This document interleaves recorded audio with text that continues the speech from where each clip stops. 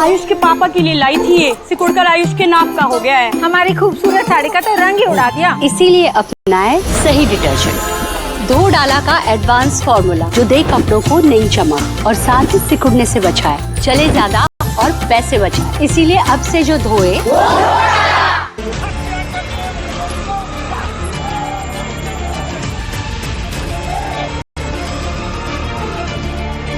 तू दुर्गा बन, तू काली बन, पर कभी ना बुरके बाली बन।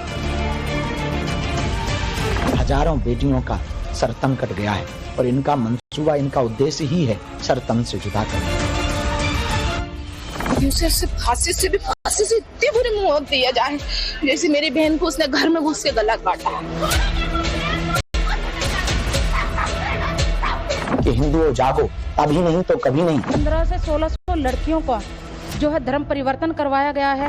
2047 तक ये मुल्क हमारा होगा। सारी हिंदू लड़कियां हैं जो गायब हैं। आज ये हाल है बुरहानपुर में होगा, एक दिन ऐसा आएगा घर घर में ना होने लगे तो कहना कि तू दुर्गा बन, तू काली बन, पर कभी ना बुरके बाली बन। तू दुर्गा बन, तू काली बन, पर कभी न बुरके वाली बन।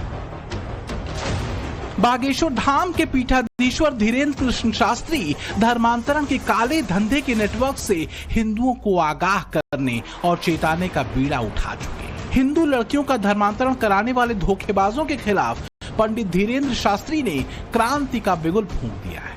हिंदू लड़कियों से अपील करते हुए बागेश्वर बाबा ने धोखे से हिंदू लड़कियों का धर्म बदलकर लव जिहाद के जरिए उन्हें बुर्का पहनाने वालों को खुला चैलेंज दे रहे हैं।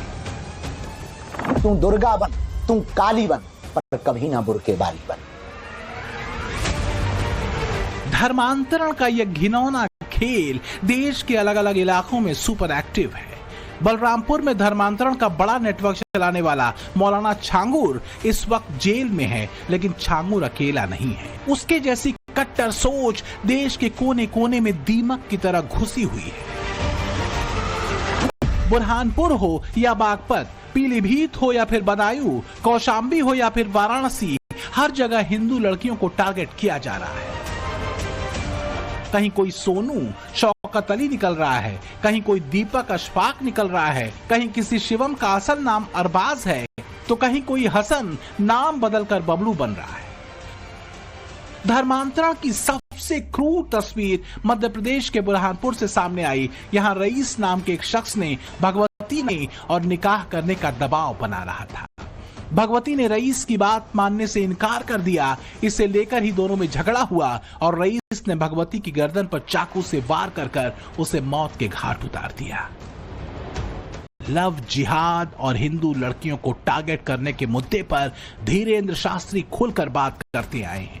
बुरहानपुर की खौफनाक घटना के बाद धीरेन्द्र शास्त्री ने एक बार फिर हिंदुओं से सतर्क हो जाने की अपील की है। ऐसे हजारों परिवार इस देश के उजड़ गए, हजारों बेटियों का सर तन कट गया है और इनका मंसूबा, इनका उद्देश्य ही है सर तन से जुदा करना। हमारी यही चिंता है कि आने वाले हिंदुओं की बेटियों का क्या होगा, आने वाले बच्चों का क्या होगा। बागेश्वर बाबा लव जिहाद के ऐसे आरोपियों के लिए फांसी की सजा चाहते हैं। ऐसे लोगों को यदि फांसी दी जाएगी तो आने वाले कालांतर में ऐसी घटनाओं पर रोक लगेगा, वो कोई भी हो। हम ये कहना चाहे कोई भी हो, क्योंकि एक बेटी का जब घर उजड़ता है तो वो उसका पूरा परिवार बिखर जाता है। क्या बीत रही होगी उनके पिता पर, क्या बीत रही होगी उनके भाई पर, क्या बीत रही होगी उसकी बहन पर, क्या बीत रही होगी उसकी आत्मा पर। तो हमें लगता है कि यदि फांसी का प्रावधान होगा तो आने वाले समय में जल्दी से ऐसी घटनाओं पर रोक लगेगी। बुरहानपुर की हिंदू बेटी के साथ क्या हुआ, उसके बारे में बात करते हुए बागेश्वर बाबा बुरखे तक चले गए और बहुत बड़ी बात कह डाली। देश में बहुत जिहाद चल रहे हैं, थोक जिहाद, लैंड जिहाद, लव जिहाद, और प्रायोजित तरीके से इस प्रकार से कुछ कुंठित तो छोटी मानसिकता के लोग हिंदू बहन बेटियों को टारगेट बनाकर उन्हें अपने प्रेम के झांसा में फंसा करके इसके बाद में फिर जब उनके मंसूबे, उनकी इच्छाएं पूर्ण नहीं होती हैं तो उनको मौत के घाट उतारते हैं।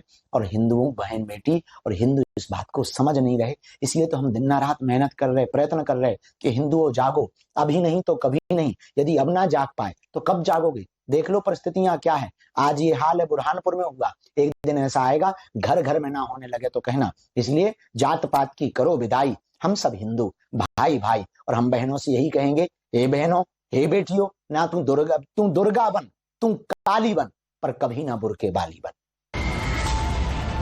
घटना के बाद मोहन यादव सरकार भी एक्शन में आ गई है और आरोपी रईस के तबेले और उसके मकान पर बुलडोजर चला दिया गया है। लेकिन बुरहानपुर जैसे केस सामने आते हैं तो बागेश्वर बाबा की चिंता जायज नजर आती है। सिर्फ बुरहानपुर ही नहीं, धर्मांतरण के काले खेल का मामला बदायूं से भी सामने आया है।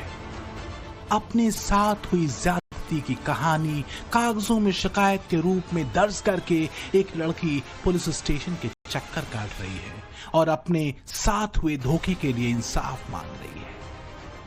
हाथ में कलावा बांधने वाला, माथे पर तिलक लगाने वाला शिवम अरबाज निकला। हिंदू लड़की ने आरोपी के खिलाफ दुष्कर्म, धर्मांतरण और ब्लैकमेल करने का केस दर्ज कराया है। 2022 में आरोपी अरबाज ने पहले अपना नाम शिवम उर्फ बॉबी बताया, फिर पीड़िता को प्यार के जाल में फंसाया। पीड़िता ने आरोप लगाया है कि दिल्ली ले जाकर अरबाज ने पीड़िता को नशा देकर उसके साथ दुष्कर्म किया। इसके बाद पीड़िता को ब्लैकमेल करके उस पर इस्लाम अपनाने का दबाव बनाने लगा। जब लड़की ने धर्म बदलने से मना किया तो उसके साथ मारपीट की गई। आरोपी अरबाज पीड़िता को मुस्लिम ग्रंथ पढ़वाता था और दरगाहों पर घुमाता था और मांस खाने पर मजबूर करता था। इस गंदे खेल में अरबाज की मां भी अपने बेटे का पूरा साथ दे रही थी। पीलीभीत में भी असलम ने अपना नाम रवि सिंह बताया और युवती को अपने प्रेम जाल में फंसाकर धर्मांतरण करने का प्रपंच रचा। असलम उसे उत्तराखंड लेकर गया, जहां उसने युवती के साथ दुष्कर्म किया। लड़की ने जब धर्म बदलने और इस्लाम अपनाने से मना किया तो असलम ने लड़की को जान से मारने की धमकी दी। पुलिस ने आरोपी असलम को गिरफ्तार कर लिया है।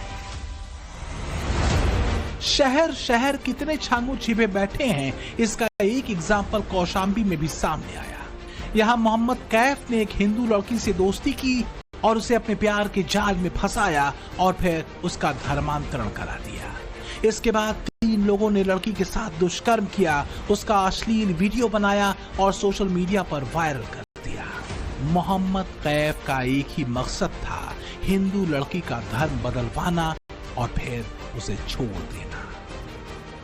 हम बताते रह जाएंगे, लेकिन कन्वर्जन के इस काले खेल में फंसी हिंदू लड़कियों की लिस्ट खत्म नहीं होगी। यही वजह है कि बागेश्वर बाबा लगातार हिंदुओं को जागने और उन्हें सतर्क रहने की बात कह रहे हैं कि बेटी का धर्मांतरण कराने और उसकी शादी करवाने का दबाव बनाना शुरू कर दिया।